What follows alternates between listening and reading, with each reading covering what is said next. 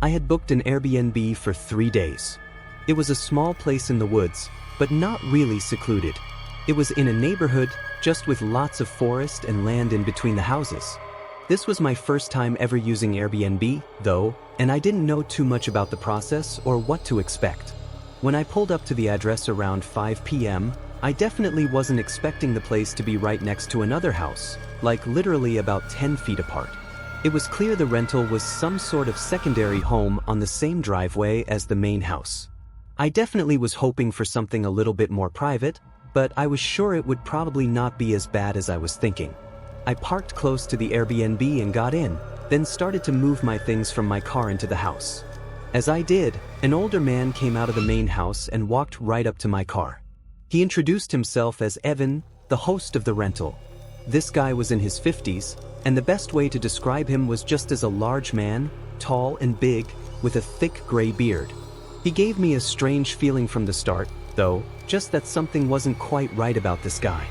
He didn't say anything concerning, but he kept calling me buddy, which was a little weird. But after a couple minutes, he left me to enjoy the Airbnb. And so I hoped that would be my one and only interaction with him during my stay. And overall, I thought he was weird but harmless. I got everything in and relaxed on the couch for a while, then made a very late dinner. I think I started cooking around 8:30. On my way to the Airbnb, I had picked up a ribeye steak from the store, thinking it'd be cool to cook on my first night there, not realizing how exhausted I'd actually be. I was starving though, so I fried it up quickly in a pan and ate it without any sides. After that, I took an early shower and went to bed, passing out within a couple of minutes. I didn't have anything planned for the day, aside from going back into town to get some groceries. After making coffee and waking up a little, I figured I might as well get that over with early so I could relax the rest of the day. I headed out and picked up some drinks and food for the next couple of days and got back to the rental about an hour later. Right when I pulled up, Evan came walking out of his house. He waved at me and I thought that was it. But when I looked up again, he was approaching my car. I got out and started grabbing the groceries, hoping he was just heading down to the mailbox or something. But when I turned around, he was standing right over me. "How was your first night? Did everything go well?" I said, "Yeah, everything was great." He smiled and nodded. "How'd the steak turn out last night? Hopefully my kitchen had everything you needed." I was taken aback for a moment. How the hell did he know what I made for dinner last night? I think my face showed my shock and I stuttered a couple times when the man spoke again. "The steak?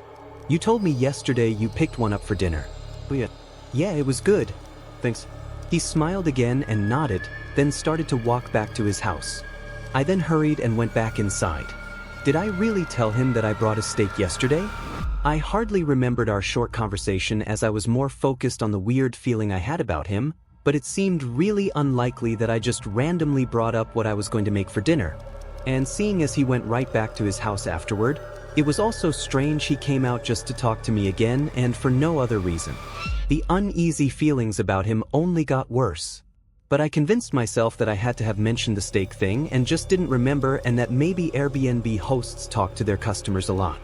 I had no way of knowing because this was my first time. Over the next few hours, I checked out the windows just to make sure that Evan guy wasn't being that weird.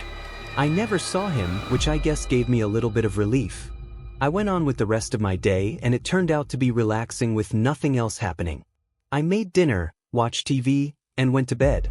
However, in the night I woke up, I didn't remember hearing anything or having any reason for waking up, but I didn't feel good. I felt uncomfortable. I sat up and after a minute, I felt off enough to get up and walk around the house. I slowly went through checking the rooms and eventually got to the front door. It was unlocked. I opened it and looked outside.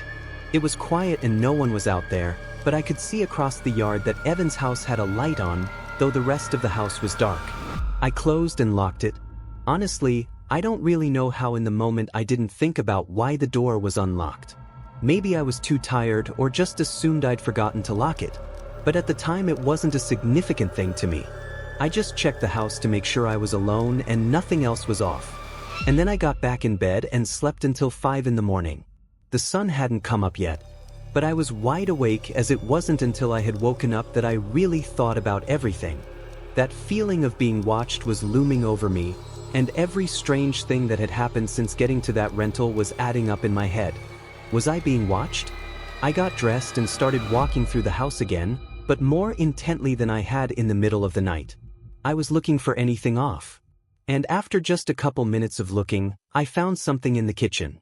One of the outlets had a black charging brick plugged into it. Now, initially when I saw it the day I arrived, I didn't even think anything of it. It even had a charging cable coming out of it, so I thought it was just a complimentary charger. But when I looked closer, there was a small dot on the front. I couldn't tell for sure, but it looked like a lens to a mini hidden camera. I felt my face get pale as I quickly unplugged it. I then ran around the house, seeing nearly every room had one of these plugged into an outlet, even the bedroom. And then I was interrupted. Hey, you mind opening the door for a minute? Just need to check a couple things. Yeah, I know you're in there. Can you open the door? Evan was calling out from the front door, coincidentally just a few minutes after I'd found the cameras.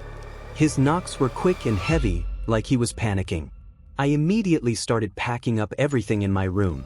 I needed to leave right now. As I was packing, he continued calling out and hitting the door until it suddenly got very quiet enough for me to feel something off. I stopped moving and listened. He very quietly unlocked and opened the front door. I slammed the bedroom door shut, grabbed my suitcase, and left out the window. I heard the bedroom door open as I hit the ground and I made a dead sprint for my car. I got in and fled the house. I spent the day at a hotel an hour away from the Airbnb. I called friends and family telling them what had happened. And after consulting with them, I decided to call the cops. It did not go how I expected though. They went to his house to question him, and he let them look around, but all the charging bricks I'd mentioned were gone. And Evan answered none of their questions with honesty, saying everything I said had not happened.